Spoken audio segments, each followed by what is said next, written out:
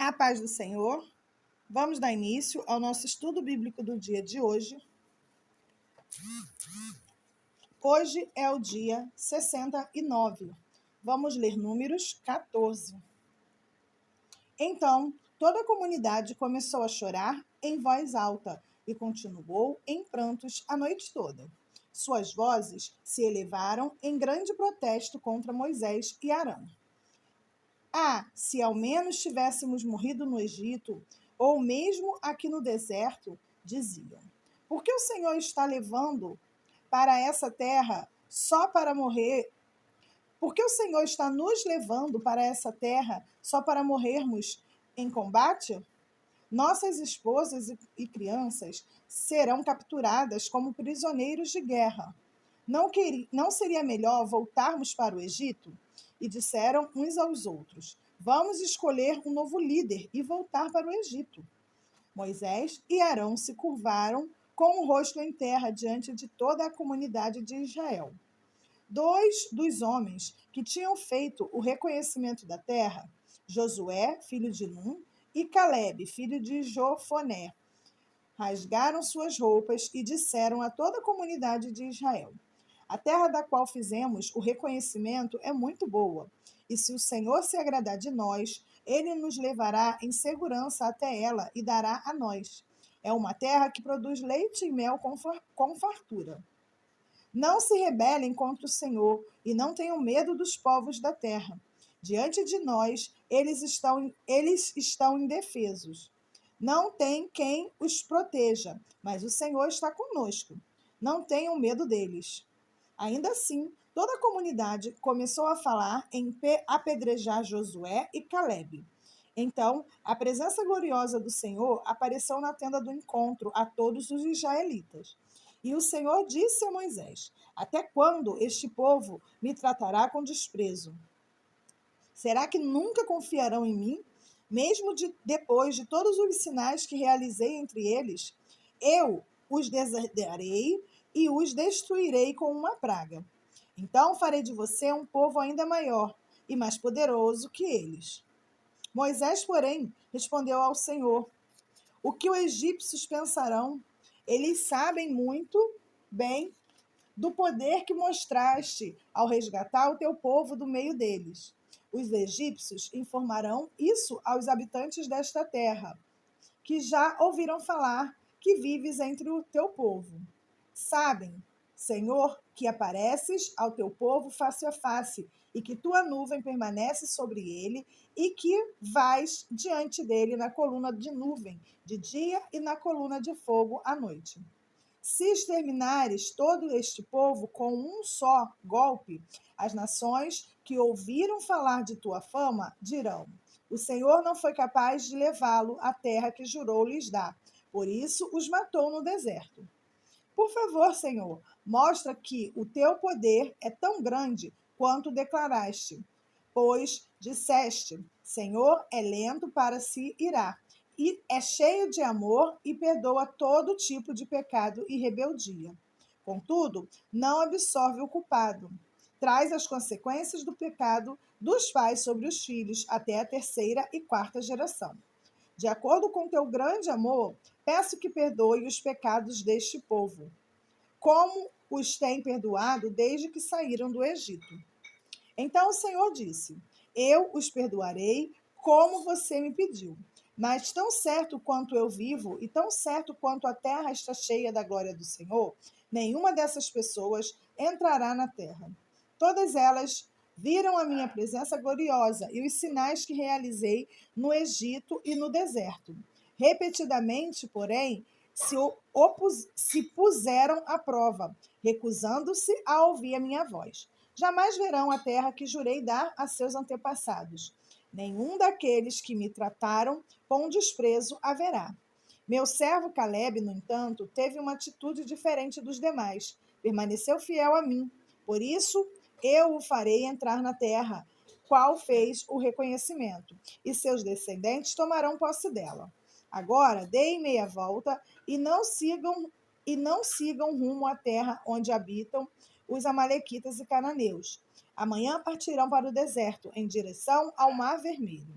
Então o Senhor disse a Moisés e Arão: Até quando precisarei tolerar esta comunidade perversa e suas queixas contra mim? Sim, ouvi as queixas dos israelitas contra mim.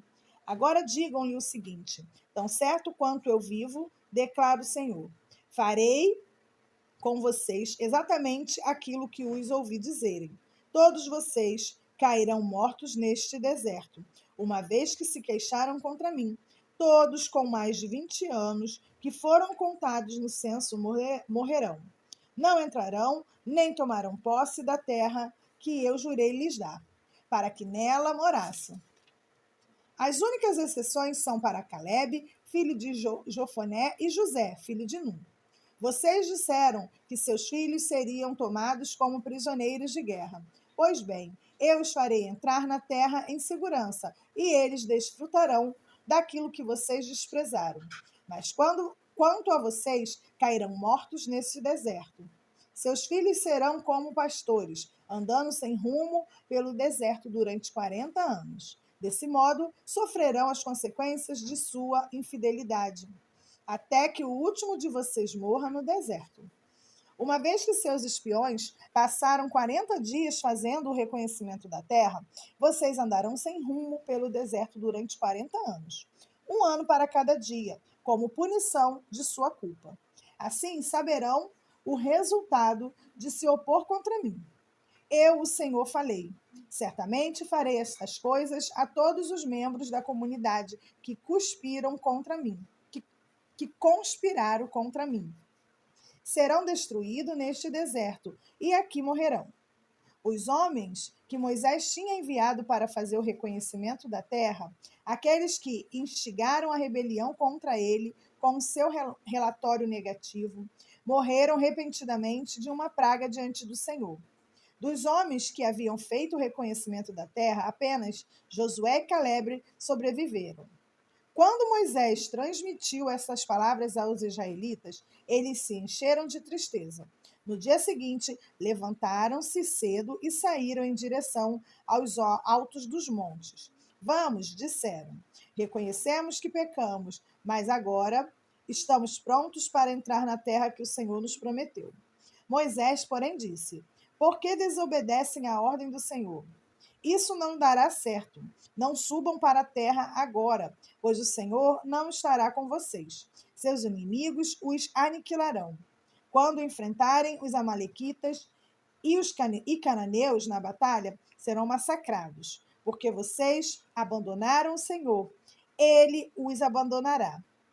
Arrogantemente, os israelitas avançaram até o alto dos montes, apesar de Moisés e a arca da aliança do Senhor terem ficado no acampamento. Então, os amalequitas e cananeus que viviam naqueles montes desceram, derrotaram os israelitas e os perseguiram até Ormar. Então o Senhor disse a Moisés: Dê as seguintes instruções ao povo de Israel. Quando vocês se estabelecerem na terra que eu lhes dou, apresentarão ofertas especiais como aroma agradável ao Senhor. Essas ofertas poderão ser apresentadas de diferentes formas: um holocausto, um sacrifício para cumprir um voto, uma oferta voluntária ou uma oferta em alguma das festas anuais. E serão de seus rebanhos de bois ou ovelhas. Quando apresentarem essas ofertas, também entregarão ao Senhor uma oferta de cereal de 2 litros de farinha da melhor qualidade, misturada com 1 litro de azeite. Para cada cordeiro apresentado como holocausto ou sacrifício, vocês entregarão também 1 litro de vinho como oferta derramada. Se o sacrifício for um carneiro, apresente uma oferta de cereal de 4 litros de farinha da melhor qualidade, misturada com 1 litro e 1/3 de azeite e 1 litro e 1/3 de vinho, como oferta derramada. Será um aroma agradável ao Senhor. Quando apresentarem um novilho como holocausto, como sacrifício para cumprir um voto, ou como oferta de paz ao Senhor, também entregarão uma oferta de cereal de 6 litros de farinha da melhor qualidade, misturada com 2 litros de azeite e 2 litros de vinho como oferta derramada. Será uma oferta especial, um aroma agradável ao Senhor. Cada sacrifício de novilho, carneiro, cordeiro ou cabrito deverá ser preparado dessa maneira. Sigam as instruções para cada sacrifício que apresentarem. Todos os israelitas de nascimento seguirão essas instruções quando apresentarem uma oferta especial, como aroma agradável ao Senhor. E se algum estrangeiro que os visita, ou que vive entre vocês, ou entre seus descendentes, quiser apresentar uma oferta especial, como aroma agradável ao Senhor, deverá seguir os mesmos procedimentos. Os israelitas de nascimento e os estrangeiros são iguais diante do Senhor e estão sujeitos aos mesmos decretos da comunidade. Essa é uma lei permanente para vocês, a ser cumprida de geração em geração. As mesmas instruções e ordens se aplicam tanto a vocês como aos estrangeiros que vivem em seu meio. Amém. Vamos ler Marcos 14, de 53 a 72. Levaram Jesus para a casa do sumo sacerdote, onde estavam reunidos os principais sacerdotes, os líderes do povo e os mestres da lei. Pedro seguia Jesus de longe e entrou no pátio do sumo sacerdote. Ali, sentou-se com os guardas para se aquecer junto ao fogo.